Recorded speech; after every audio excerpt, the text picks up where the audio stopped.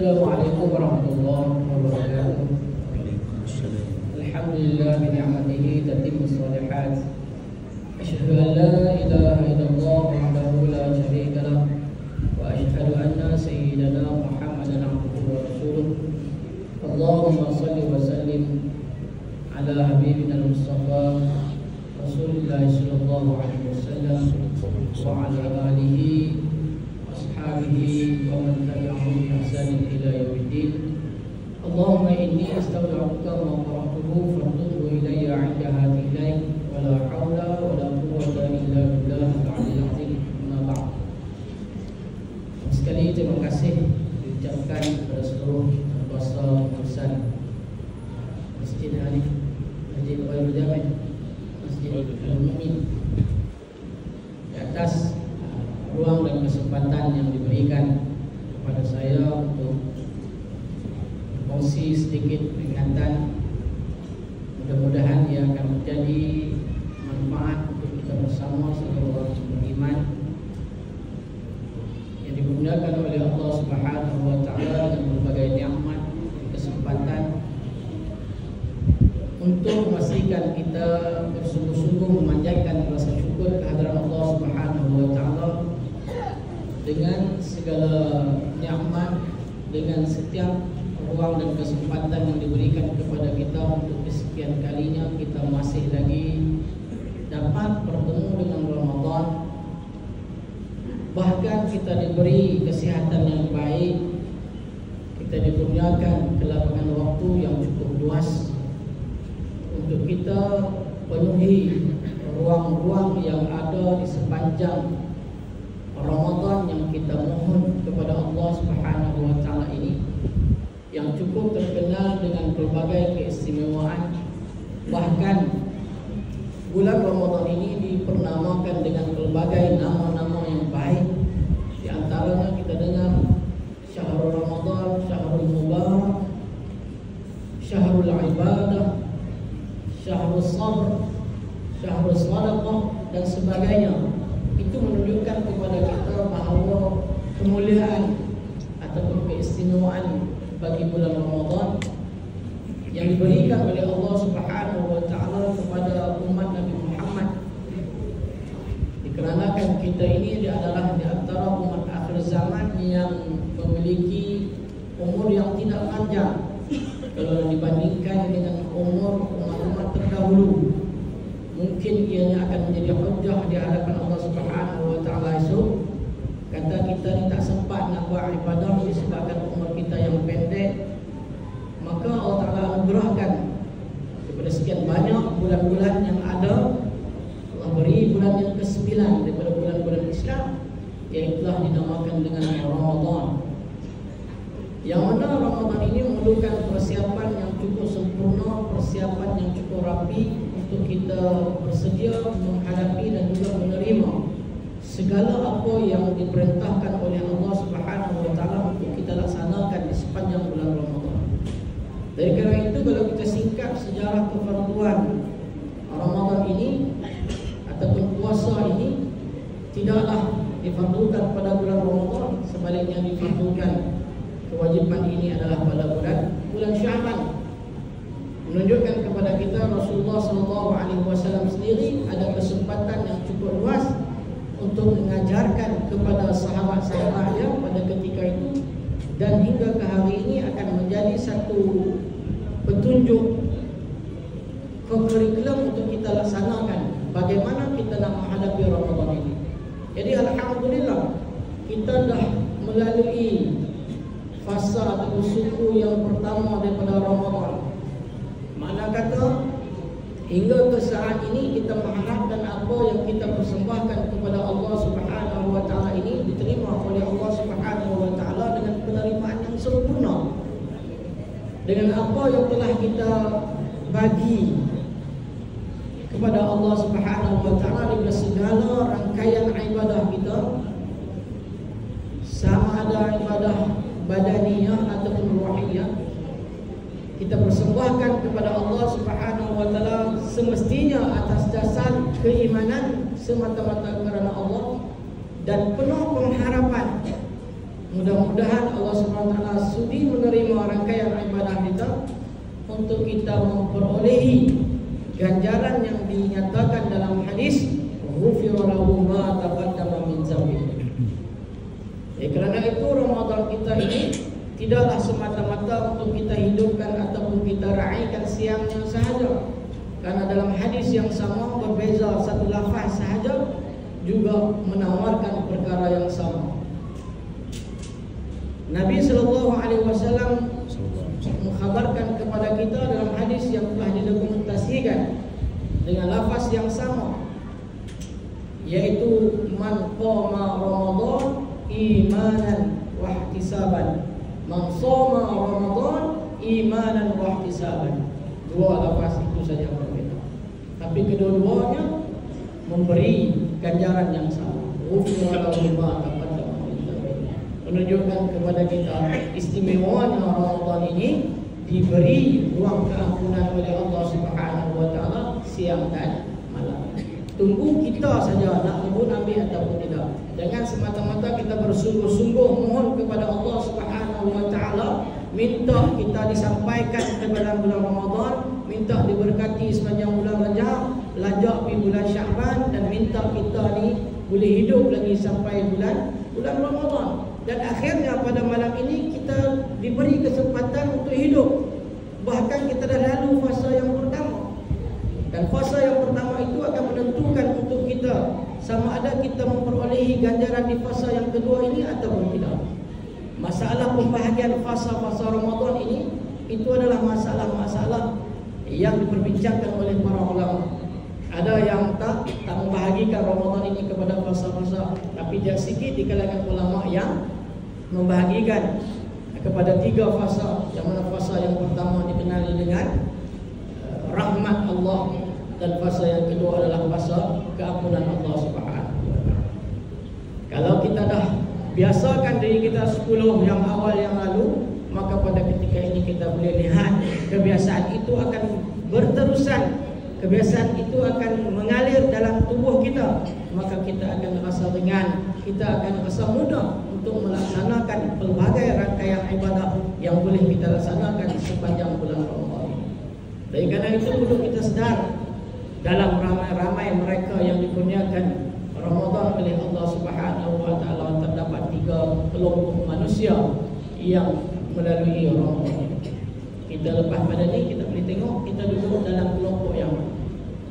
Adapun kelompok yang pertama adalah kelompok yang menzalimi diri mereka sendiri, iaitu kelompok yang tak pernah peduli pun daripada awal Ramadan itu sampai kepada saat ni, dia tak pernah peduli sikit pun Ramadan ke tak Ramadan ke, sama saja pada dia. Bahkan bila dengar saja orang duk bising ataupun duk bunyi, duk buat persiapan untuk sambut Ramadan, dia dah rasa satu bebanan. Dia dah normal, dah rasa rosak dah dalam kepala otak dia. Duk fikirlah, macam mana dia nak lalui Ramadan ni. Dia tahu tak boleh makan dan minum di siang hari di bulan Ramadan ni. Dia nampaklah, dia rasa satu bebanan. Bahkan ada juga di kalangan mereka ini yang daripada 30 hari yang disyariatkan, paling-paling banyak mungkin 3-4 hari saja yang dia lalui. Itu pun hari-hari penting. Kot ada orang panggil bagi bantuan jemaah tempat nak buka puasa, ataupun surau buat iftar perdana, makan ada special sikit, dia pun main, dia puasa saja. Adapun hari-hari yang lain dia abaikan tanpa ada rasa bersalah, bahkan tanpa ada sebarang keuzuran pun ke atas dia meninggalkan Ramadan berlalu begitu saja. Adapun golongan yang kedua adalah golongan yang pertengahan. Mereka ini begitu gembira, begitu seronok, begitu terharu apabila dengar nak masuknya bulan Ramadan. Bahkan kegembiraan mereka itu bukan semata-mata kerana Ramadan, tapi dia nampak ada lagi kegembiraan yang wujud disebabkan Ramadan. Apanya? Duk nampak bazar Ramadan, kan? Kemudian masuk fasa yang kedua, dia duk nampak expo raya. Jadi dia ada 2 cabang. Seronok dengan Ramadan, dia pun dah berazam, dah ada plan dah apa yang dia nak buat sepanjang bulan Ramadan kali ini. Kalau dapat sampai Ramadan kali ini yang aku nak buat gini. Nak mempertingkatkan ibadahnya, nak memperbanyakkan solatnya, selain daripada yang wajib nak pertingkatkan yang sunat-sunat. Selama ni rawatib aku abaikan, aku tak buat. Yang Nabi kata 12 rakaat kalau kita jaga dibina istana di syurga, tak dapat 12 bila buat 10. Tu dah plan lah semua. Kan sedekahnya pun dah simpan lah, banyak mana dia nak habis ataupun dia nak infakkan di sepanjang bulan Ramadan ni dia dah ada lah. Tapi disebabkan kelalaian dia, kelemahan iman dia, maka dia terleka dengan perkara-perkara ataupun keseronokan yang lain. Sepatutnya hampir-hampir nak buka puasa tu ada waktu yang cukup mustajab yang disimpankan oleh Allah Subhanahu Wa Taala untuk kita panjatkan doa dengan sepenuh kesungguhan kepada Allah Subhanahu Wa Taala. Tapi disebabkan kelalaian kita, masih lagi berlega-lega di bazar-bazar Ramadan, walaupun di jari itu dah 5 jari itu dah penuh dah. Kan? Dia dah nak rebut juga ayam beli satu free satu. Nak pada mana? Kan? Dia seronok yang tu. Walaupun dia tahu ada benda-benda istimewa dalam Ramadan ni. Akhirnya berlalu begitu saja. Tinggal waktu untuk berdoa. Begitu juga bila dah tengok orang sembahyang Isyak, tahu kata kita kena buat tarawih yang tak ada di bulan-bulan yang lain, tapi disebabkan keseronokan dan kesibukan dia dengan bazar Ramadan tadi, duk kalau menega apa semua ngemah-ngemah, akhirnya berlalu begitu saja. Dan dia nampak tak apalah, aku tak dan masa yang kedua tu 10 akhir aku kan pulun. 10 akhir punya pulun mai surau masjid. Rupanya dah pulun nak mengatur anak isteri dia ni expo ya Allah. Maka orang golongan yang kedua ni pun akan kerugian disebabkan lemahnya iman dia, disebabkan dia seronok dengan benda yang lain mendahului daripada ibadah-ibadah yang sepatutnya dia perbanyakkan di sepanjang bulan Ramadan. Adapun golongan yang ketiga adalah golongan yang as-sabiqu bil khairat. Inilah golongan yang kita tengok, mudah-mudahan kita termasuk dalam golongan yang ketiga ni. Orang yang betul-betul buat persiapan dan memperhambakan diri dia kepada Allah Subhanahu Wa Taala di sepanjang bulan Ramadan. Bukan dalam arti kata dia meninggalkan perkara yang lain. Dia buat benda yang lain, kerja buat dan seharian dia buat, kerana dia tahu apa yang dia buat itu adalah akan menghasilkan pahala ibadah. Maka dia buat dengan penuh rasa kehambaan kepada Allah Subhanahu Wa Taala, dengan penuh rasa keimanan kepada Allah Subhanahu Wa Taala, dengan penuh rasa pengharapan kepada Allah Subhanahu Wa Taala. Orang golongan yang ketiga ni dia tinggal benda-benda yang haram, bahkan benda-benda yang harus pun dia putih tinggal juga. Kenapa? Kerana tak mau langsung ada benda-benda yang mengganggu di antara dia dengan Allah Subhanahu Wa Taala. Para jemaah muslimin muslimat yang ada pada malam ini, kita cuba fikir dan renung-renungkan, kita nak letak diri kita di dalam golongan yang mana saja. Karena kita berada dalam fasa yang kedua, sepatutnya kebiasaan kita di 10 yang awal ini akan menghadirkan lebih ramai para jemaah yang akan menghidupkan malam-malam Ramadan kita. Tapi kita tengok apa yang berlaku hari ini sebagaimana yang sering kali berlaku tahun-tahun sebelumnya. Bila masuk fasa kedua, rupa-rupanya soft akan semakin berkurang bilangan manusianya. Kenapa? Karena kita akan tengok di akhir-akhir nanti berapa ramai yang akan mendapat itqun minan nar, pelepasan daripada api neraka Allah Subhanahu Wa Taala. Mudah-mudahan kita tidak termasuk dalam golongan yang pertama ataupun golongan yang kedua, kerana mereka ini akan menyebabkan kerugian pada diri masing-masing. Carilah, rebutlah peluang untuk letak diri kita dalam golongan yang ketiga, yang sentiasa bersedia untuk memenuhkan rangkaian ibadah yang kepada Allah Subhanahu Wa Taala, kerana dia tahu Ramadan yang hadir pada kali ini adalah peluang satu-satunya yang diberikan oleh Allah Subhanahu Wa Taala kepada dia untuk kesekian kalinya. Dengan umur kita mungkin ada di kalangan kita yang dah 15 kali bertemu dengan Ramadan, tapi 15 yang lalu itu bagaimana yang kita persembahkan, dan untuk kali ini bagaimana pula yang kita persembahkan. Kita tidaklah mengatakan kita nak mengabaikan kehidupan kita yang lain semata-mata nak Ramadan, tetapi perlu kita ingat peluang yang ada ini perlu kita gunakan sebaik mungkin. Jangan kita sia-siakan, karena kita yang minta dan Allah berkenan untuk terima, untuk jadikan kita ini hamba dia. Karena Allah bukan panggil orang-orang yang beriman, orang-orang tahap keimanan dia tinggi saja. Kalau kita tengok kiri kanan kita ni, semua yang ada dalam surah ni berbagai latar belakang. berbagai keadaan manusia, berbagai perbezaan umur. Karena Allah Ta'ala seru kita, ya ayyuhalladzina amanu kutiba alaikumusshiyam. Allah Ta'ala seru kita, wahai orang-orang yang beriman, orang-orang yang tahap keimanan yang berbagai ini, diwajibkan kepada kamu untuk berpuasa. Allah Ta'ala tak panggil orang-orang yang iman tinggi saja. Orang yang imannya rendah, imannya tipis, jauh daripada Allah sebelum ni, Allah Ta'ala seru. Sebab itulah awal Ramadan itu digelar dengan rahmah. Karena berbondong-bondong manusia hatinya rasa teringin nak penuhi rumah-rumah ibadat untuk melaksanakan amal ketaatan kepada Allah Subhanahu wa Ta'ala. Karena rahmat Allah Subhanahu wa Ta'ala turun pada ketika itu. Semua orang yang nak puasa tak berasa dalam hati nak buat benda jahat, nak buat benda tak elok, nak buat benda sia-sia, nak buat benda yang merugikan tu, rasa macam tak kena. Sebab apa? Sebab dia tahu ni sekarang ni berada pada bulan Ramadan. Kalau dia tak pi masjid surau pada ketika orang duk buat tarawih, dia rasa malu. Kan? Dia nak keluar rumah pun dia rasa malu. Sebab apa? Rahmat Allah. Tapi kalau tidak direbut rahmat Allah Subhanahu wa Ta'ala, maka ruang keampunan di fasa yang kedua ini mungkin kita akan terlepas. Bila tidak ada ruang keampunan di fasa yang kedua ini kita tidak rebut, kemungkinan besar wal'iyazbillah kita tak akan masuk dalam fasa yang ketiga, tidak mendapat pembebasan daripada Allah Subhanahu wa Ta'ala daripada api neraka. Wal'iyazbillah. Jadi para jemaah muslimin muslimat yang dikasihi sekalian, sedikit kesempatan yang digunakan ini adalah tujuan untuk kita saling memperingati. Mudah-mudahan ada kebaikan untuk kita, untuk tidak meletakkan diri kita pada golongan yang pertama, golongan yang menzalimi diri sendiri.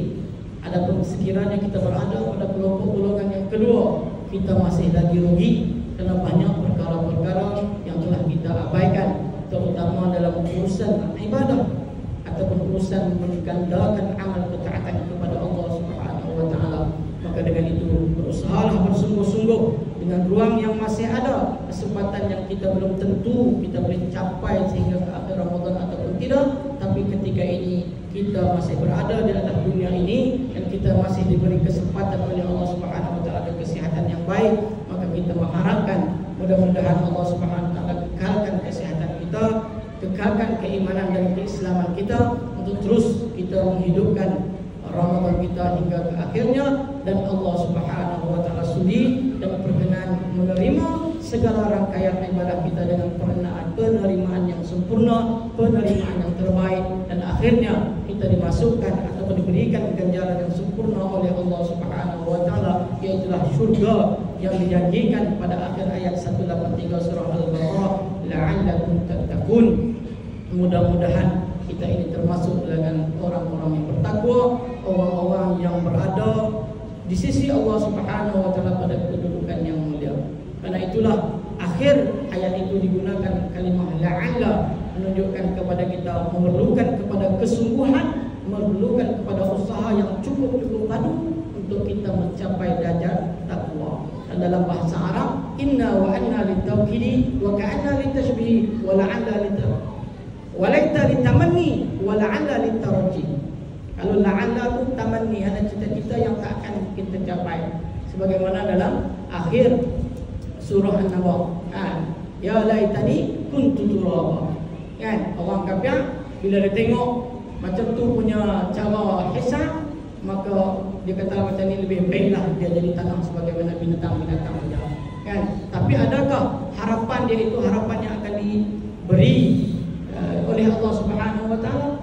Itu adalah harapan, hanya tinggal harapan saja. Itu perbezaan. Dan di akhir ayat 183 Allah Ta'ala gunakan la'allakum tattaqun, menunjukkan kepada kita satu pengharapan yang boleh dicapai dengan syarat kita bersungguh-sungguh dengan mengharapkan kepada Allah Subhanahu wa Ta'ala. Jadi mudah-mudahan ada kebaikan daripada apa yang disampaikan, apa-apa yang terkurang daripada kelemahan dan kekurangan daripada perbicaraan saya. Mudah-mudahan ada kebaikan untuk kita pada malam ini, insya-Allah. Sedikit perkongsian ini akan mendatangkan kebaikan, dan sekiranya apa yang disampaikan ini dapat dimanfaatkan sebaik mungkin, maka saya juga akan menumpang kebaikan-kebaikan daripada rangkaian ibadah yang tuan-tuan kaum muslimin laksanakan sepanjang Ramadan ini, insya-Allah. Hadza wa billahi